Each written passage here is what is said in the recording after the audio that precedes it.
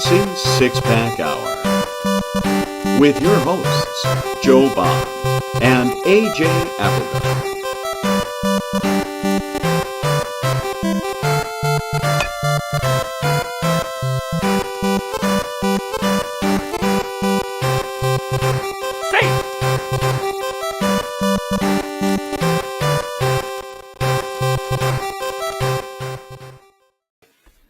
All right, welcome to the Fantasy Six-Pack Hour. My name is Joe Bond, founder of FantasySixPack.net.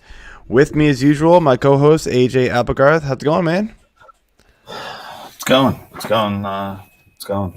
Apparently you're ready for the Combine and spring training. Best shape of my life. It's the best shape of my life season. Right. Had to bring this back out for obvious reasons because I'm always in the best shape of my life, but it's usually round. So that shirt needs a six-pack on the front of it. I'm gonna chalk one on. That'd be awesome, actually. Missed opportunity right there. All right, so tonight we are going to be talking about the shortstop position to get you all ready for the 2023 fantasy baseball season. Before we do that, though, just hit that subscribe button, like button, leave the 5-star ratings, leave those comments, those reviews. It helps us out a lot, and we appreciate it. And also go over to fantasysixpack.net/plans. Become an all-access member. You're going to get access to our cheat sheets. I'm using it right now for TGFBI. It is awesome. Our guest loves it too. He has told me himself. So get in on those for your drafts. And we've got our award-winning rankings. We've got DFS content. We've got our Discord, which is free, but we've got our premium channels that you have to be a member to get access to those. We got a lot of stuff over there, and there's probably more coming too, so jump in there. Use promo code F6PMLB for 15% off. It'll be in the show notes, so go ahead and check that out. And then, guys, I don't know what you're waiting for. It's time to move. It's time to move your league to Fantrax. We say it every week, and we mean it. And all of the leagues that I run are over there, and they're over there for a reason. It's the easiest place to set up a league. They've got the most customizations. They've got the deepest roster pool. It's just so much better, and especially for dynasty players, this is easily the place to go. But for redraft, even too, like the leagues can be open all year round. Like they let you renew immediately. You don't have to wait for the processing period or whatever, like for whatever sites that do that. And you know what I'm talking about because it's frustrated the hell out of me too. So jump over there, use fantrax.com/fantasy six-pack and sign up today for a free account. And without further ado, let's jump into our guest here and bring him on, and somehow he jumped up top. I guess that's the way it should be, right? Mr. Dave Eddy. We'll swap here just for consistency purposes. Sorry, man. Dave Eddy, the dynasty, the dynasty. What is your title over here? I want to say dynasty content manager, Fantasy Six-Pack bitch. Sure. He does what I tell him to do. No, he does a lot of stuff. So he's got his huge rankings list, dynasty rankings over at Fantasy Six Pack. He does a ton of DFS content over on a YouTube channel. He's very, very smart baseball guy here. Happy to have him on the show tonight. How's it going on, man? It's going pretty good. I think that you forgot to mention future 2023 TGFBI winner as well.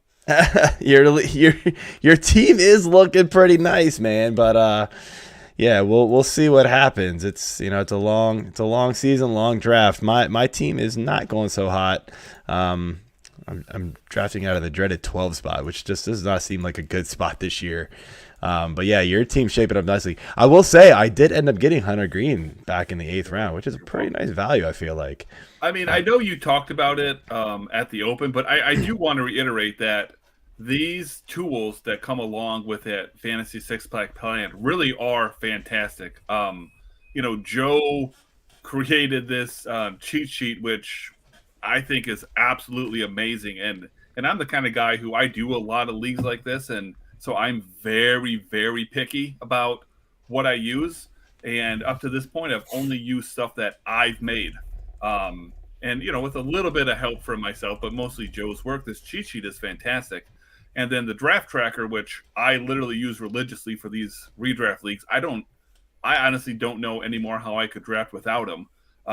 Joe took something that I half-assed made just for myself and has created it into a significantly better tool. So, I mean, the reality of the situation is just those cheat sheets are literally worth the price of admission to, just even to get a month just to utilize those sheets. And then I think once you get into the site, you'll start to find out, damn, this is a pretty good value for everything, that I have access to. And you'll probably find yourself sticking around. But anyways.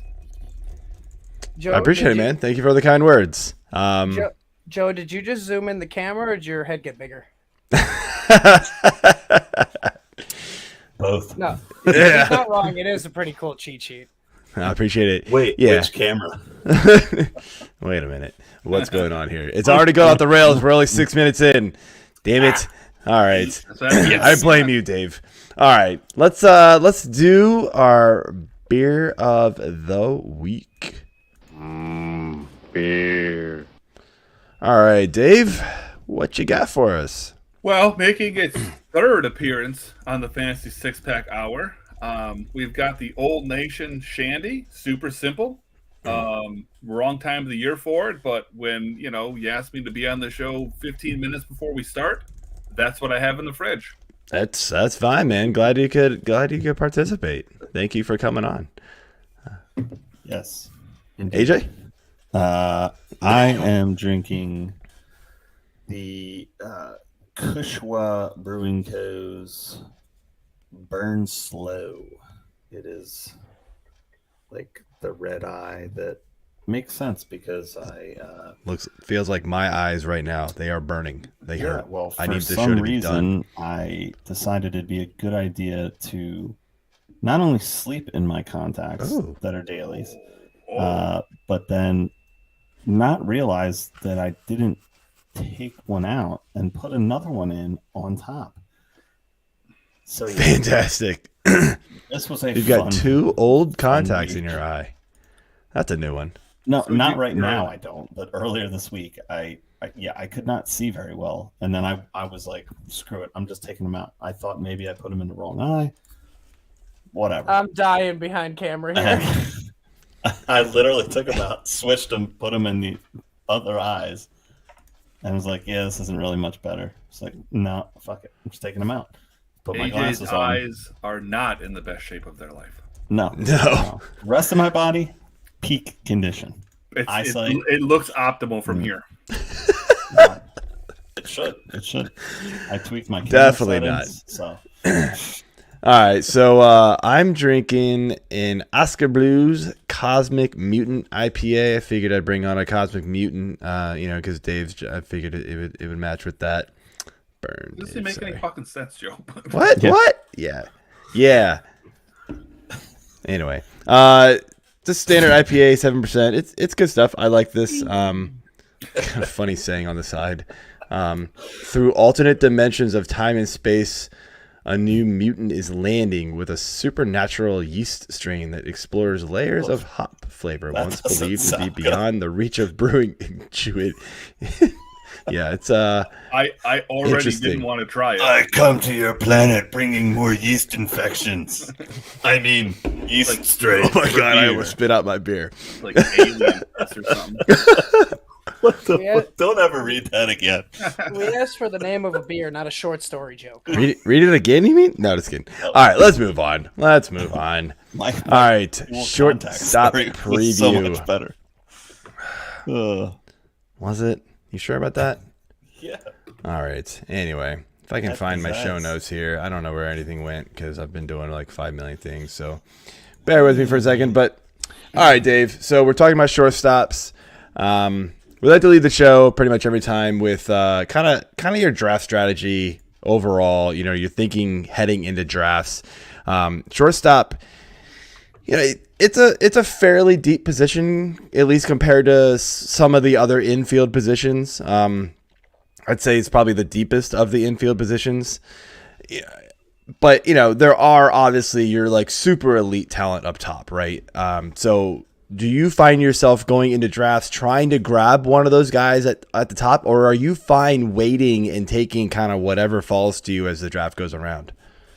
It kind of depends on the draft board, and I know that's kind of like a crappy answer, but it's the truth. I mean, as you know, I am very much like high man in the room on Tim Anderson, just as an example. So I'm happy waiting. However far, 6-7 rounds, and snagging Tim Anderson. However, I often find myself taking somebody ahead of him. And then if I've got like a middle infield spot, then Tim Anderson slides in there. But, it's such a skilled position. I mean, there's literally like 14 guys that I'm very happy to roster as my starting shortstop, let alone middle infield. So I'm not in a rush to take a guy, but if the board dictates that it's time to take a shortstop, then that's what I do, and that's how it usually ends up falling to me, it seems. Yeah, I kind of agree. Like, obviously, I would love to get a Turner, even a Bichette or a Witt near the end of the first round. Somebody like that would be ideal. If I miss on those guys, because obviously if you want Turner, you're going to need probably at least a top 4 pick. At least. That's that 4 would be pretty good, but he's going 2, 1 in some leagues. I mean, you can round, you can find kind of the 4th, 5th, 6th round. You can grab the Simeons, the Lindors, the Seagers, the Franco. It all depends on the draft, but I'm perfectly happy grabbing one of those guys and think it is worth kind of taking one of those, maybe 3rd tier shortstops. I'm perfectly fine because, and I almost prefer it because the other infield positions and even outfield to some degree isn't quite as deep, right? And so I kind of want to grab players at those positions a little earlier to lock in that elite talent, knowing that, I can get a Bogaerts later or, Swanson or Franco, somebody like that. And I'm going to be perfectly fine with the production I get from them. Especially at the time that I can get them in the draft. So that's the way I kind of go for it. But AJ, you got any differing opinions with the strategy? No, I mean, like you said, it's a deep enough position that I'm not necessarily focusing on it unless I have one of those top 3, 4 draft picks. I might go after a Turner. Just to lock it in, and especially now because he's a Philly. But I don't have a problem waiting on short. Just trying to fill out outfield, especially with more of my leagues, having 4 or 5 outfielders and 1 to 2 utility spots. I'd like to lean towards that, but yeah. Nothing too out of the ordinary. Move into our questions, our player questions. So I'm going to lead off here with Mr. Fernando Tatis, otherwise known as Nando, per that. Oh, Jesus. Okay. Yeah, I've got a couple more of these. Make sure you get Eli Morgan. He was. I'm going to bring that out later. Okay, for the picture show. All right, we got a Diamond King and then Destiny. So, I mean, these are kind of weird things to use to describe this guy because he hasn't played. He's still suspended to start the season for this year. He's coming off of bad injuries. I mean, do you think we're ever going to see the 2020 version of Tatis again, Dave? Probably. It's just a matter of when. I know we're not here to talk dynasty, but in a dynasty league, he's a guy that I'm just not interested in because he's got a high value, but I just don't trust him to stay in the field, honestly. So for redraft, I actually would be more interested because if I'm wrong, I'm just wrong for 1 year. With that being said, this is not. I don't know that I'll ever target him. I'd probably have to see a couple of years of not having to worry about him. But then if and when that happens, then he's where Trey Turner's going. He's going to be going first, second, third. Yeah. So then everyone's going to want him. So then even if I want him, maybe I can't get him. So He's not a guy that I'm looking at this year. I mean, it doesn't help that he's suspended to start the season. I mean, sure, it'd be great to have him after that, so long as he stays healthy. I just trust so many people more than I trust Tatis. Yeah, my issue with Tatis is, I mean, not only is he's missing he's missing the first couple weeks at least, right? Month? How far is it? I mean, I'm not even. He's not even on my draft board, so I haven't really even. That's why I don't know it actually, because I haven't. Sorry, what did you say? I'm pretty sure it's late April at best. Yeah, that's what I thought. So, my thing with him is that if his draft value was lower, I'd be all about it. But he's going in the late second round still, and I'm like, hell no, no way. I'm not taking a guy who has pretty bad injury history at this point, right? And then on top of it is dealing with a suspension.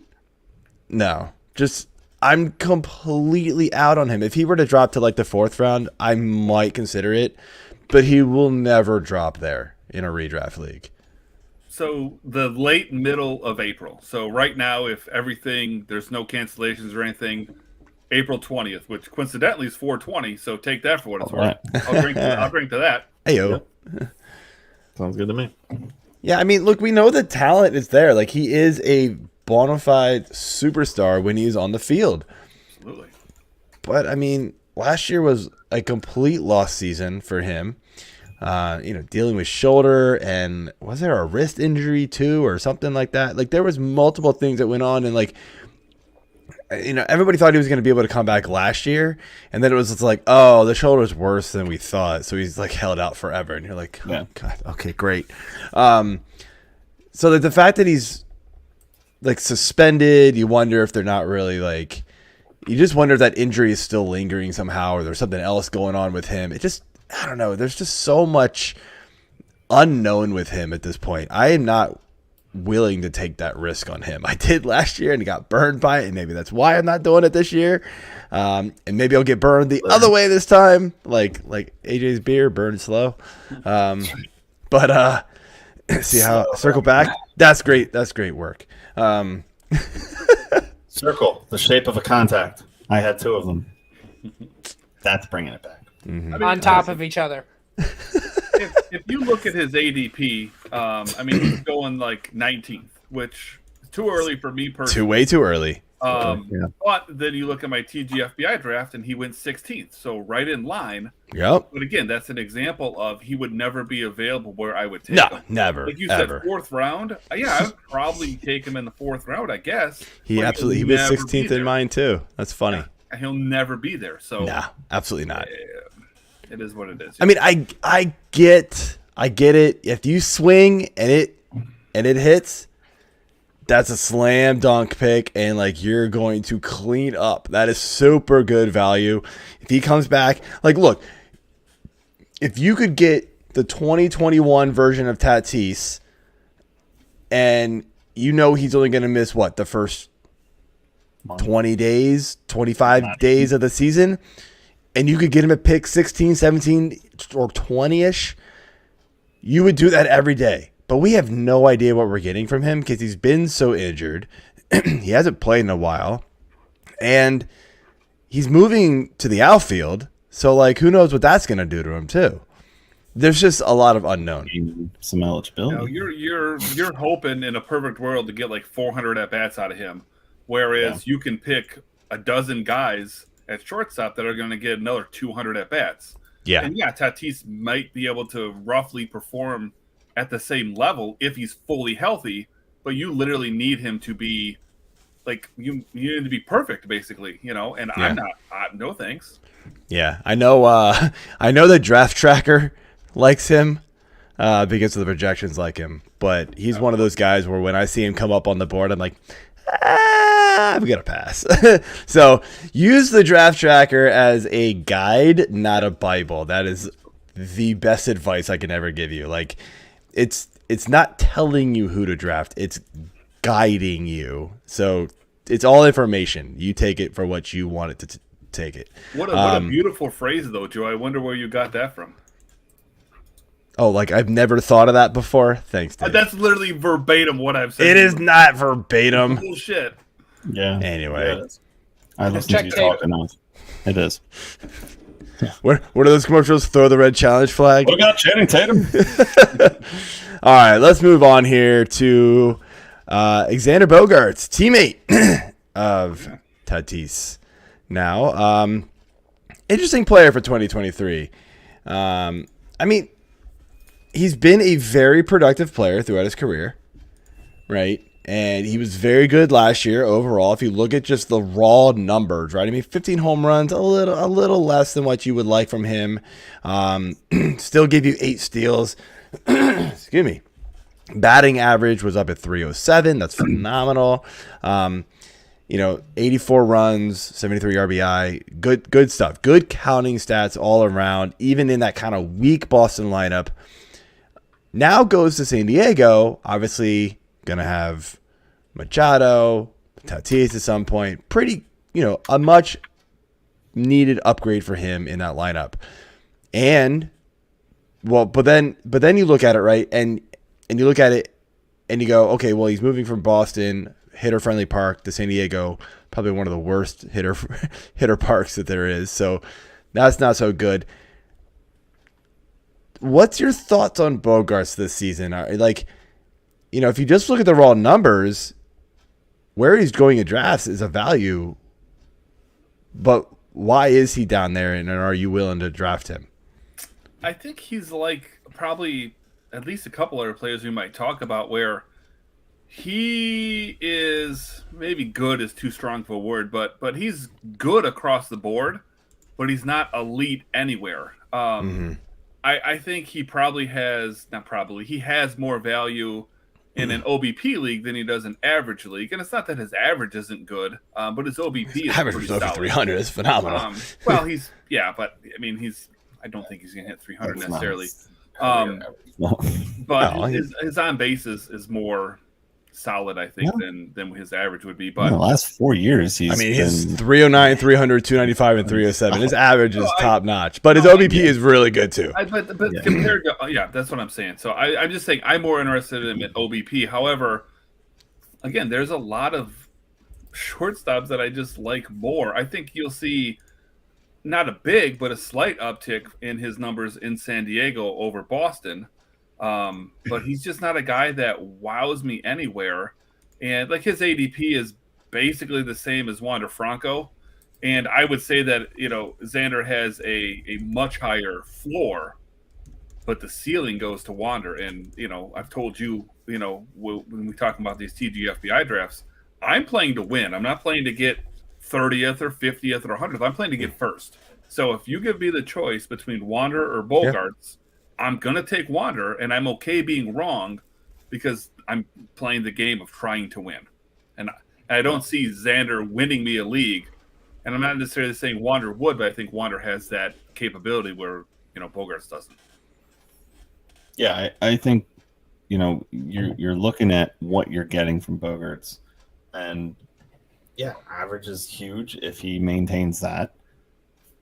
But you got to get all of the categories and need that consistency across the board, for everything. And I agree. I would look at Franco and his ceiling, and it would be much more intriguing for me to jump at that point and just play to win.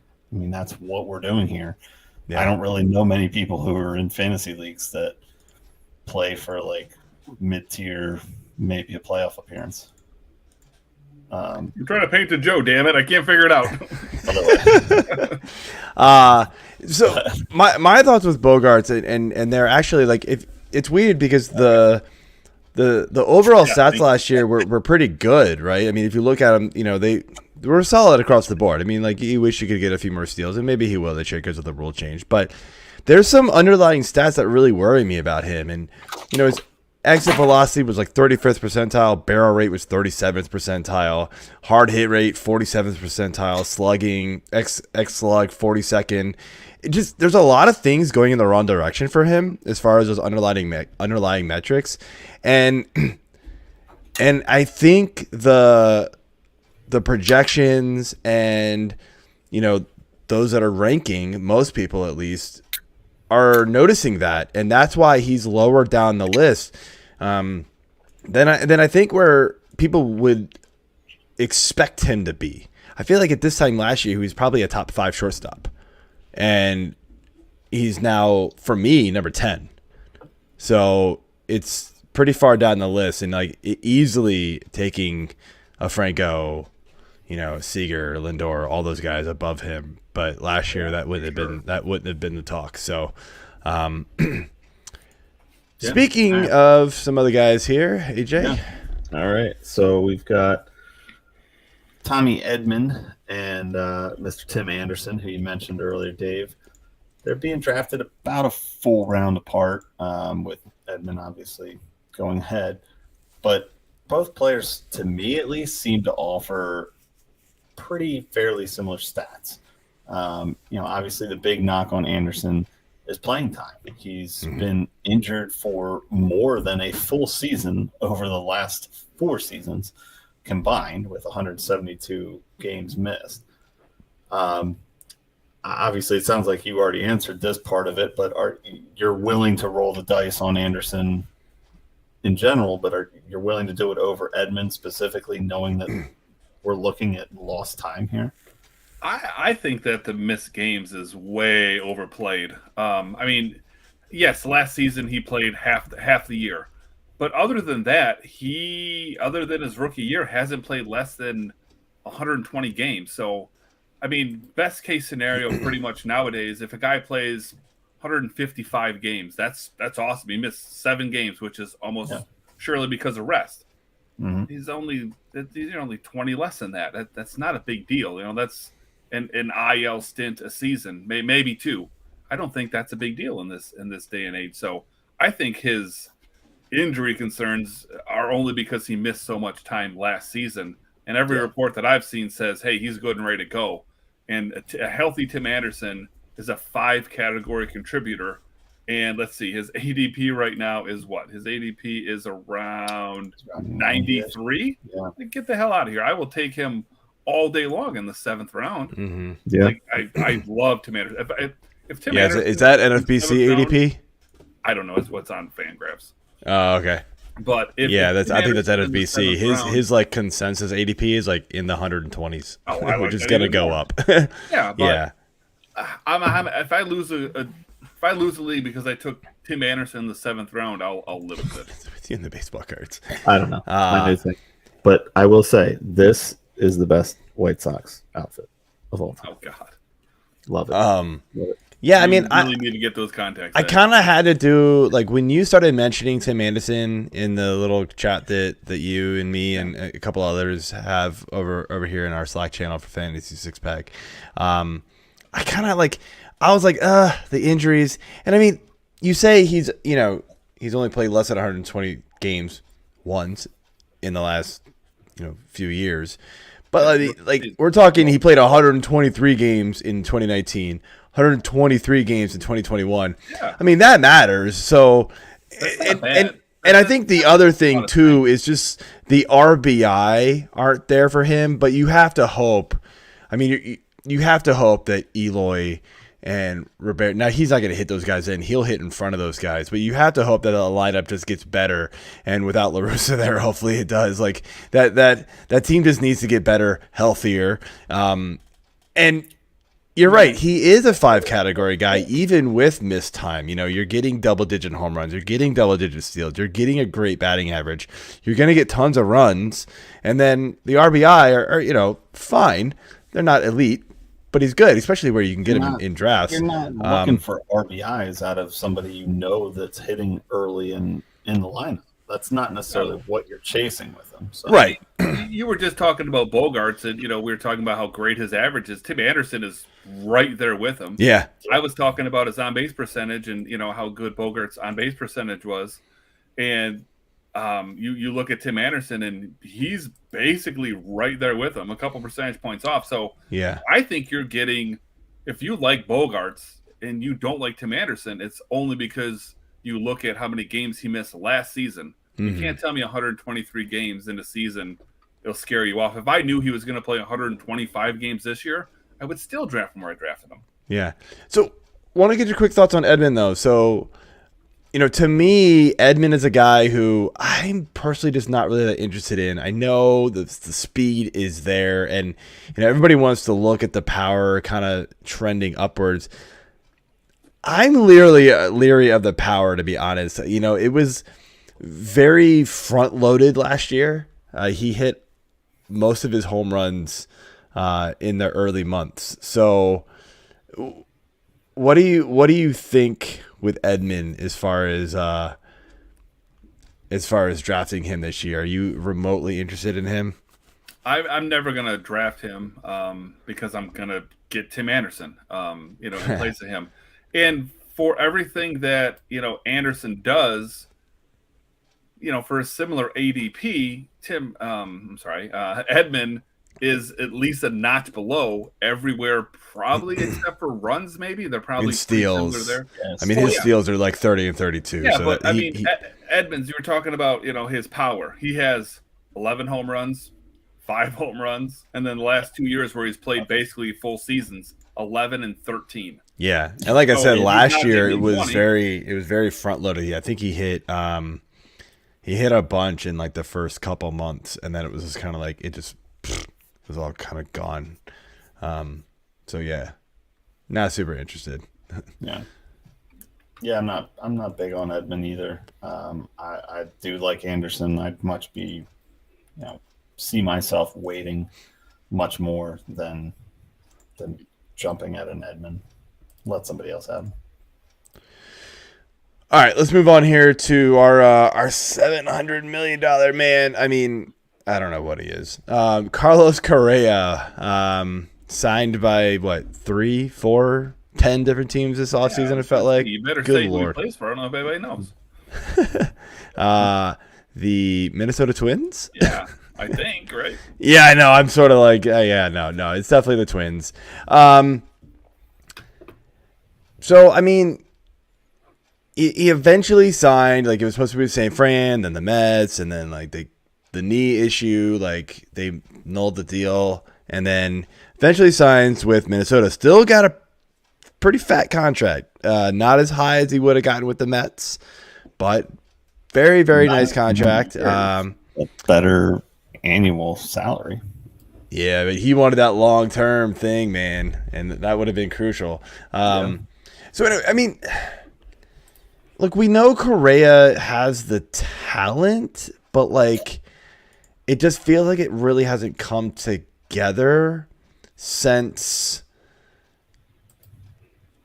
it feels like a while. Like, I mean, 2021 ended up being okay.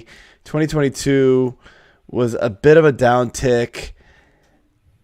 I don't know, like, it just feels like there's something lingering over Correa that makes people not want him in drafts. And I think he's actually going a little too late, but I get the fear, especially with like the knee creeping up in, 2 different contract negotiations. What's your thoughts on him?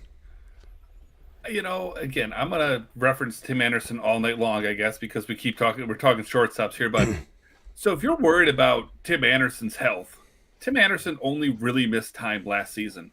You want to go back and look at Carlos Correa, my biggest concern about him is health. If you look, his last 2 seasons, fine. 136 games last year, 148 the year before that, totally fine. Missed a little bit of time, no big deal. Obviously, we skipped COVID. We go back 2017, 18, 19, played 109 games, 110 games, and 75 games. Now, granted, that's 3-4 years ago, but that's where it concerns me. I mean, I think talent-wise, Carlos Correa, elite compared to like a Tim Anderson. But I think that I trust not only Tim Anderson's floor, but I also like Tim Anderson's ceiling over Correa's. And I think Correa is a superior player. I just don't know I don't trust him.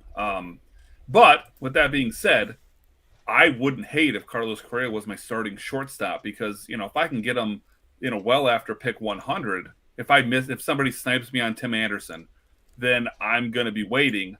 And a guy like Correa falls to me. I'm not pissed off about it, but I'm nervous. You know what I mean? Yeah. I mean, the one thing, too, to think about with Correa is that he's not running at all anymore. So you do have to take that into consideration, which is why he drops. Like, he is you're hoping for category guy. Yeah, he hasn't had a stolen base. He's had one stolen base in 3 years. So he's 4 years actually. Okay, 4 years. Okay, 4 years, and then it was before that it was 3, and before that it was 2. Yeah, and then you got to go back to his first 2 years in the league where he was running 14 and 13. His last stolen base was before COVID. Yeah, so that's not a good sign. He's probably not running despite the rule changes. Maybe you give him 1 or 2. That's not doing it for you. So, I mean, look, you just have to hope that if you draft him late, you're hoping for power, and that's power and a little bit of average. If you play OBP, his OBP's fine. Yeah.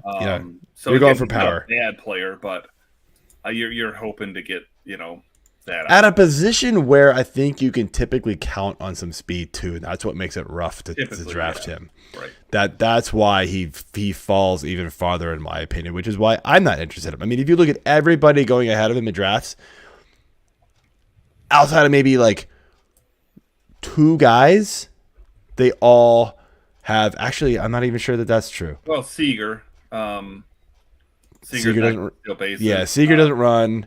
Bogaerts isn't going to run much. Bogart doesn't run much, but he does run. Willie Adames isn't going to run much. Yeah, but they. So like I said, like 1 or 2 guys. All of these guys run. So that's a tough trade-off, and you're going to have to go find your speed elsewhere. So that's why I'm not really interested in him, because I typically want to grab some speed from this position because there's so much of it. Yeah. So, all right. Well, good segue off of Correa is to talk about the guy who replaced him, and that's Jeremy Pena. Hate to say it, but the World Series MVP. Thanks for that, Joe. I mean, look, he played very well last season in his rookie year, but do you think he's going to have repeat success, or are pitchers going to kind of figure him out a little bit? Is he going to be even better? Where do you see him falling this year? I mean, he's not a guy that I'm comfortable with as my starting shortstop. If he's my middle infielder, that's not my draft strategy, but I guess I don't hate it. But he's, again, not a guy that wows me anywhere. Average is average. He's got some power, so that's fine. He's going to score some runs because of the team he's on. He's going to get some RBIs again because of the team he's on. So he's not a bad player by any means. It's just, this shortstop position, like we've talked about, is so loaded that I don't know that he's a top 20 guy. You put him in the outfield, and okay, well, I'm interested now. But at shortstop, I just won't roster him just because of the way the board falls and the way that I typically attack, that position. All right, Joe, thoughts on Pena? So I actually do have him as a top 20 guy, right inside of it, 18. I kind of, again, he's not a starting shortstop for me, but he's somebody that I'm comfortable plugging in a middle infield. He kind of, at this point in the draft, like, it's hard to find true 5-star or 5 category like stars across the board, right? And you said his average is average. That's fine. Like at this point in the draft, there's not a lot of dudes who can give you 20 plus home runs, 70 RBI, 70 runs, which is what he's like, he's projected around, if not a little bit more. And double-digit steals and hit around 250. That's pretty decent all-around good line for a middle infielder. That's okay. I'm perfectly fine with that. Here's what I want to caution you at, though. If you're playing in an OBP league, you're going to get a higher batting average from Tim Anderson than you're going to get on pace for Jeremy Pena. Correct. Yes. OBP, so OBP leagues, he's not a target of mine. He drops significantly in OBP leagues because he does not walk. Literally does not walk. But his batting average is okay, right? Yeah. And I do think he's sort of just kind of surprised last year. We saw him kind of jump out real hot. Had a lull, got a little. I think he got hurt for a brief stint. Came back, was kind of mad. He never. I had him on many rosters last year. He never was a guy where I looked at him and I was like, "Oh, I don't want him anymore. He sucks." Like he just kind of kept producing enough that he was always pluggable into a middle infield spot. It was hard to find somebody else better out there than him. Now, granted. That was different last year because you could get him off the waiver in a lot of leagues or like the last round in drafts because people just weren't drafting him like that. But so this year you're going to have to take him a little early. But again, where he's going, he's hopefully you drafted well enough that he would be your middle infielder and not a shortstop. Yes, he is, Jason. A shandy. But I mean, again, it's just, those are solid all-around numbers. Not great, not league winning. And, who knows? Maybe he does take an extra step. I don't think you're going to see anything much worse. Let's put it that way. So I don't think it's horrible. He's a pretty highly regarded prospect. So Yeah. I think he got called up a little sooner than I expected. I didn't expect him to, be up so quick last year. When you lose Correa, that'll do that. No, I know, but so I mean, he does have a prospect pedigree, not like a Wander Franco kind of pedigree, but he was a well-regarded prospect. Yeah. Yeah, what I'm seeing here, he was team ranked number 1 and overall 26 at one point. Yeah. So yeah, I mean that's solid. So yeah, again, I think we saw flashes last year where like he could be something more. I'm not betting on it, but I would bet more on that he becomes better than he becomes worse. So take that for what you will. AJ, anything? No, I mean, I got to see a lot more of this guy, obviously, in the World Series. But, I mean, what I saw, I liked. And then I kind of went back and looked at what he'd been doing through the year and everything. I don't think that he's going to have some kind of crazy sophomore slump or whatever. I think he'll be able to repeat pretty close to where he's at and, maybe take another step forward. It's still a really good lineup. So he's got protection around him, and he just gets buried in the lineup, unfortunately, too. That's the other problem. That doesn't help. Yeah, so I mean, it's a good lineup to get buried in, though. Yes, that is true. Hey, a lot of RBI opportunities, maybe. Yeah, that's what I'm saying. All right, so let's move over here to Mr. O'Neal Cruz. I mean, this dude is just an athlete, man. This guy is huge. He's fast. He can hit the living shit out of the ball. I mean, we're talking hard hit rate, like 81st percentile, max exit velocity, 100th percentile, by the way. Dude crushes the ball when he makes contact. That's the big thing, right?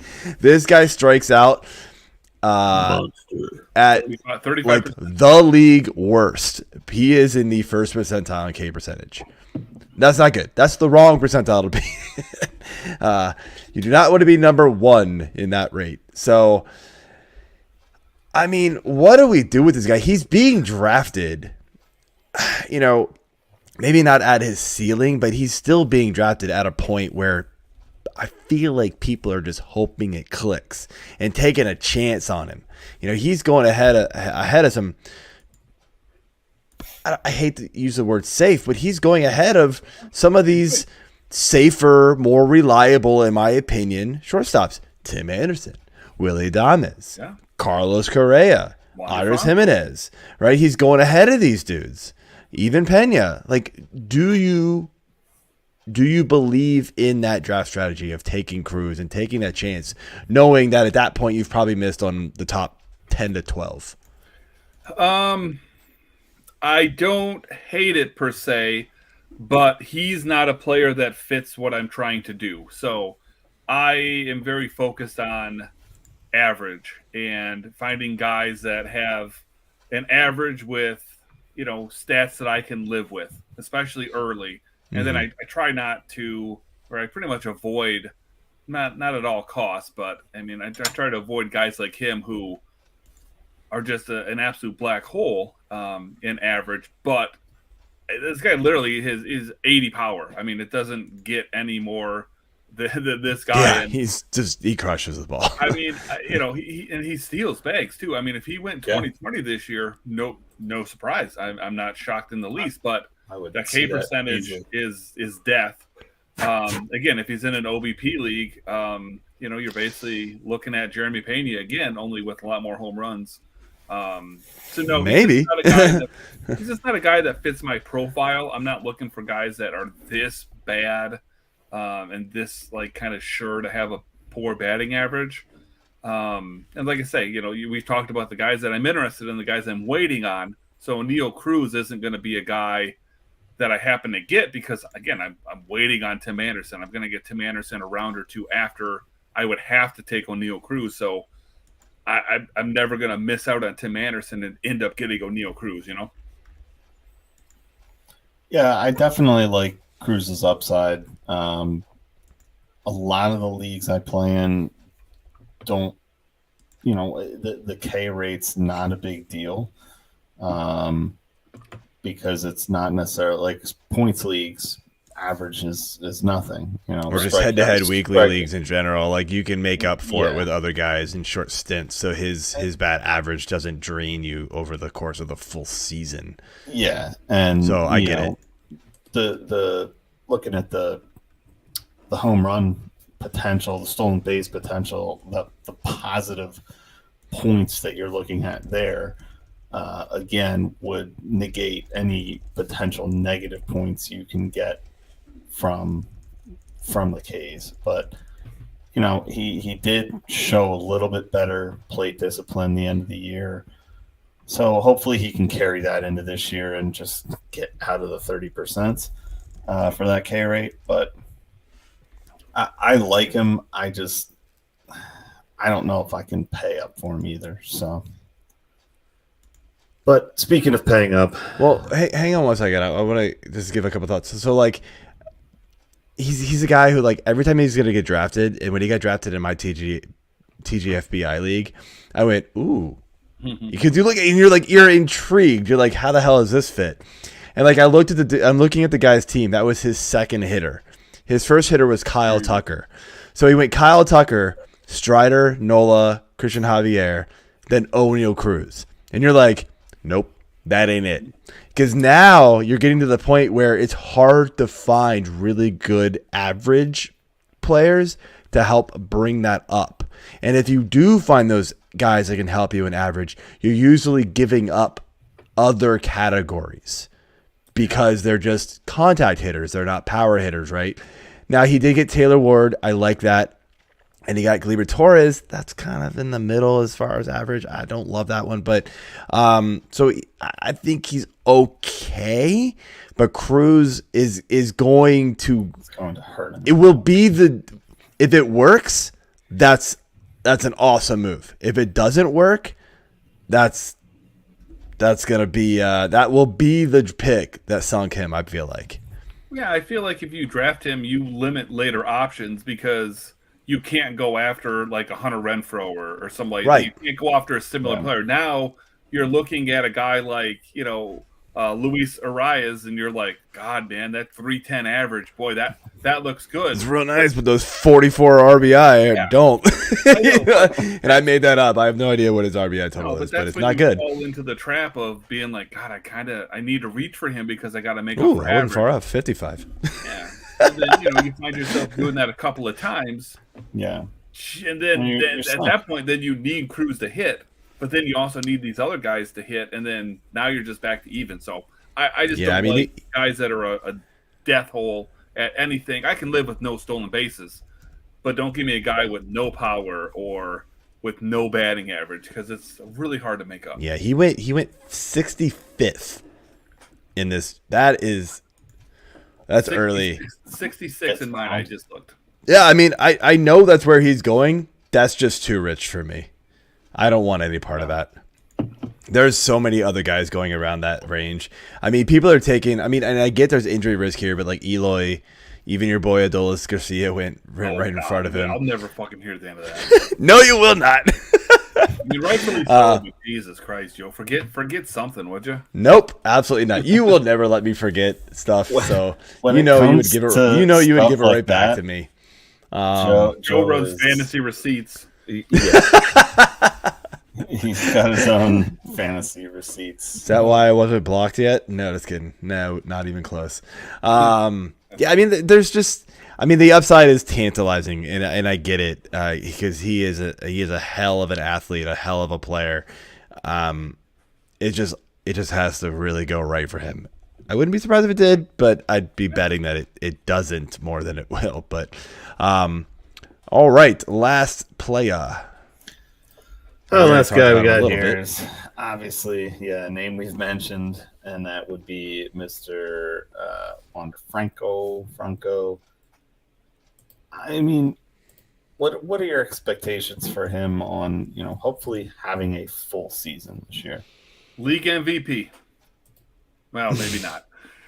He is my starting shortstop in TGFBI, and it's tough because Joe knows that I was going back and forth between Wander and Willy Adames, and Joe was Willy Adames, and I had my heart set on Wander, and we talked about. I mean, it's kind of my same theory. A guy like Willy Adames, I actually love Willy Adames. I'm probably one of the higher guys on him, but Willy Adames is not going to win me TGFBI. I'm not saying that Wander Franco is going to, but Wander Franco has that kind of potential. Like, problem is Wander Franco could lose you TGFBI because he only plays like 70 games. It's such a small sample size. I mean, we've gotten one season out of him, so combined. But again, I'm valuing average, quite heavily, and that ultimately is where I decided, okay, do I want to go with the average over Adames?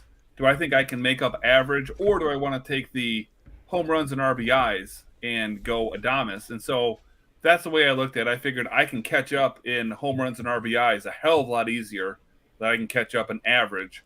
And it's not like Wander sucks anywhere. I mean, yeah, I wish he had, more stolen bases, but I just feel like he's less likely not just to hurt me, but more likely to, help me win TGFBI, where I think I know what I'm getting with Adames. So it's a little risky, but I that's the way I'm trying to win. Yeah, I mean, I like Franco's upside, and it was a tough decision. I ultimately in that scenario I did pick Adames because I feel like he's a little safer, and I know you hate doing that, especially in a league like TGFBI where you're going against 400 people or whatever this crazy number is. So you've gotta take some chances. So I totally get it. My thing is, and you mentioned the average, and I know Franco's probably still going to be higher regardless, but Adames went from a BABIP of around 330 the season before to 278 last year. You've removed the shift, and I believe that's going to go back up. And so his average dropped 30 points last year too. I just feel like he's going to climb back up, and so that average difference is going to be a lot smaller than what you think. The steals are clearly there for Franco, or at least should be.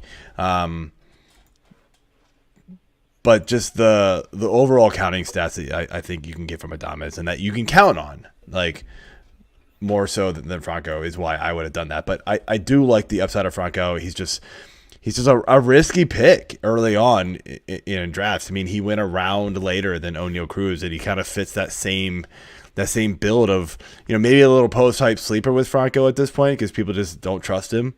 But he's still going a little too early for me to where I'm happy taking Adames after him, or even, Swanson in front of him, because you just know you're going to get games and production from Swanson, even though he's in a bad lineup now. I mean, I got Wander at 93. I mean, is that really that really He early? he went earlier than that in my. I mean, I got him in the 7th round. I don't think that's No, that's pretty good. He definitely went it's not later in necessarily mine. early. He went And Adames went 1, 2, 3, He went 4, 82 5, in 6 mine. picks later. So Yeah. I mean, they're it just depends on kind of depends on what you're looking for, and that's how I made my determination. Like I said, what do I think I could make up for later in the draft? Yeah. Home runs and RBIs or average? Yeah, it's hard to get average. I think I can make up home runs and RBIs. No, I totally agree. I totally agree with that.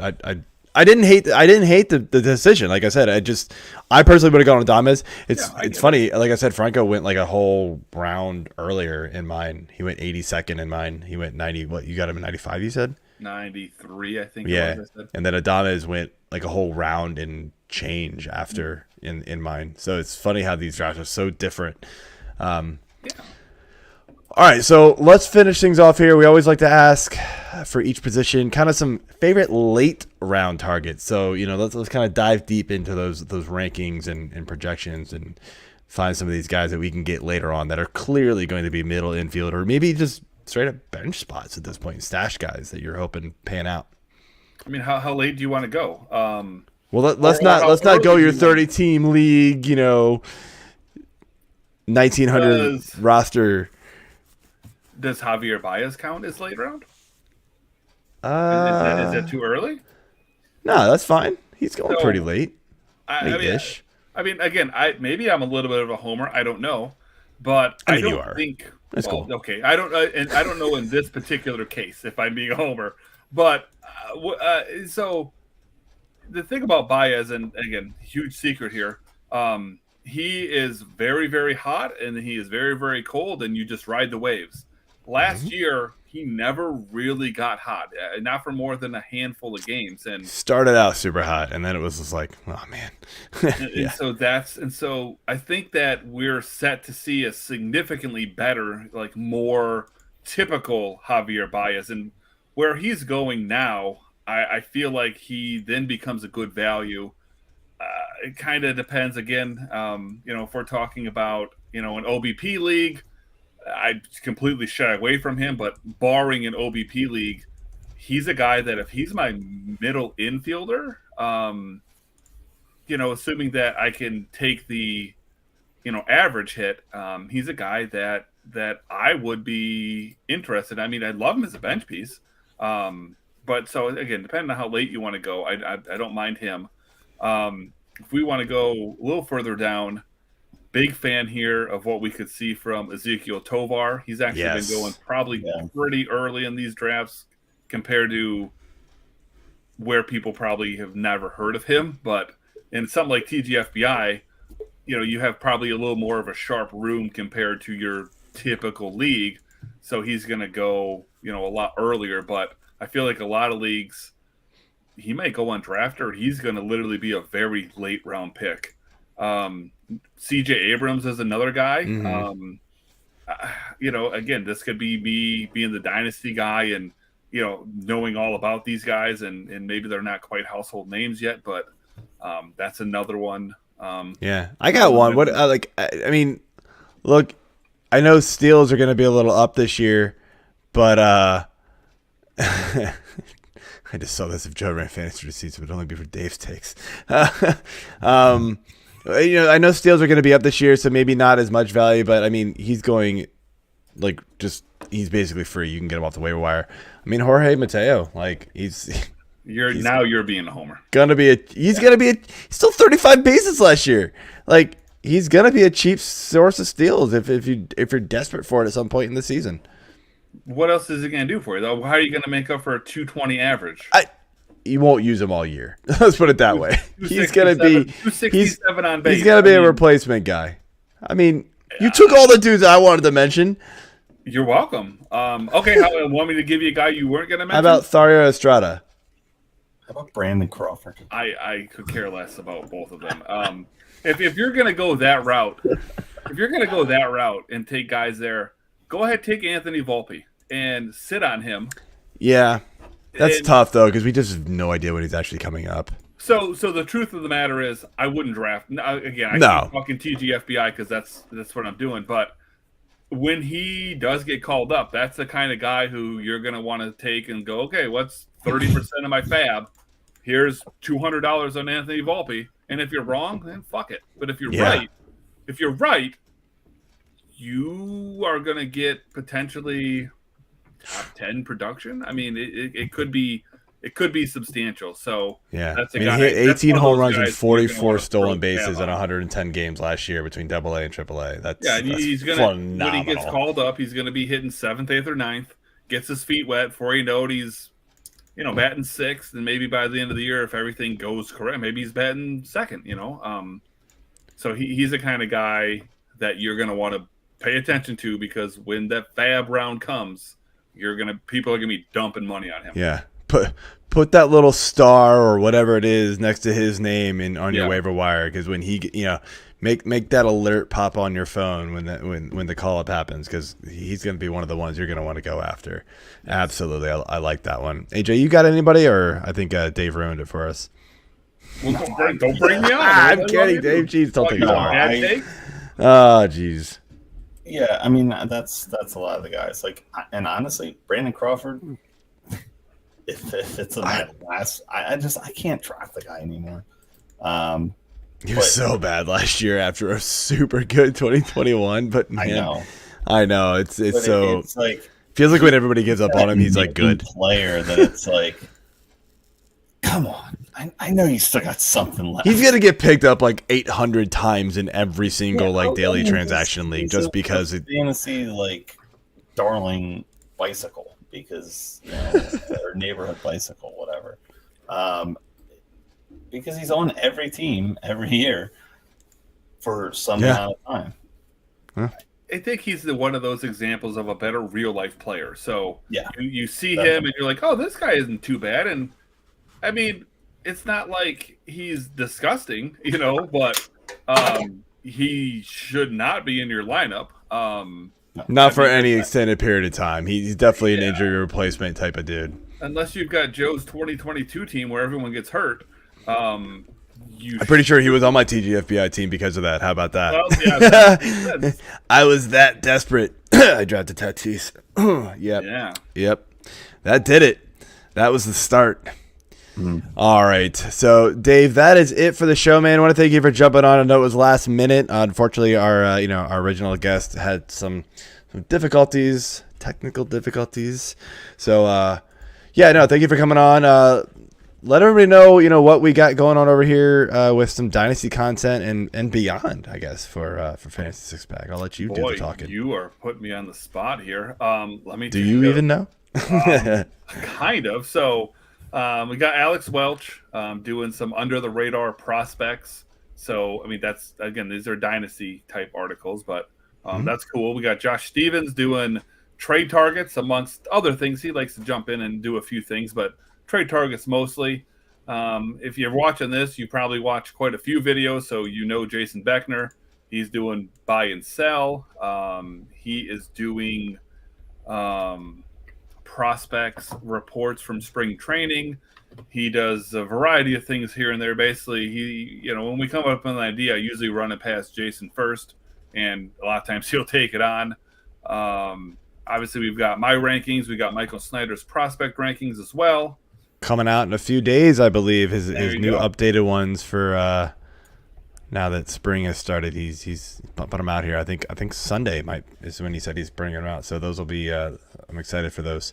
But the biggest thing, and I beat a dead horse here again. If you're watching this, if you've got drafts coming up, you really should do yourself the favor of checking out these tools that we have made, because I'm telling you that somebody like myself who does a lot of this stuff, I would be lost without the draft tracker specifically. Like, the draft tracker itself is such an amazing tool. So explain the draft tracker, because honestly, I did not write an article about it, and I have not done a video about it. So I've done an article and a video on the cheat sheets, and so you can go find those on the YouTube channel or on Fantasy Six Pack if you're interested in what they look like or how they work before you purchase. Those are there. But the draft tracker I did not actually touch on. So if you want to give 30 seconds to explain it, go ahead. So long story short, it is a log for your draft. So you're taking the guys that you've drafted, you're finding the projections that you like, and you're plugging it into the draft tracker, and it allows you to in real time get an idea of where you stand in, all the different categories, so that when you're drafting, you realize, oh man, hey, I'm short on stolen bases. I need to focus on stolen bases here in the next few picks, or man, I'm really short on home runs, or boy, my RBIs are looking amazing. Maybe I should focus on the pitcher. So it just helps you, if used, properly, to make sure that, your team isn't too weak somewhere or too strong somewhere, or you're overlooking something. It just helps you keep track of your draft tracker. Like, yeah, no, you're 100% right. And honestly, like that and the cheat sheet mixed together, because the cheat sheet helps you identify some of those players that you can plug in to help you. Because I think what a lot of times people fall into when they draft, right, is they fall into ADP, or they just fall into following rankings. And when you do that, you can tend to just kind of draft the same type of player throughout the entire draft. And because that's what ADP told me to do, or that's what rankings told me to do. And yes, even the draft tracker at some point might kind of you might start seeing a bunch of the same type of player at the top. But if you notice with Dave's tracker that you're short on a position, you can sort the categories by steals or RBI or home run or strikeouts, for pitchers or whatever you need. And it will say, here's the top guys that are going to help you. And here's the ones that you should draft now because here's their ADP, and here's the ones you can wait on because they're ADP, etc. So it's all there. Both of these together are phenomenal tools, and I'm glad Dave was able to share that with us and let us. That's literally how I'm drafting my TGFBI. Yeah, so it's great. In one of the biggest industry leagues we have, yep, I'm using our tools, and I swear I would be lost specifically without the draft tracker. Yep. So, all right, man. So, again, thank you for coming on. I'll do it again soon, and you got your own stuff going on here on the YouTube channel anyway, so we will see you around. Have a good night, man. All right, see you, Dave. See ya. All right, so that is it. Next week, we are talking some outfields, and I lost my sheet. Where did it go? There it is. So we've got next week, we are bringing on Paul Sporer, talking some outfield. So that'll be fun.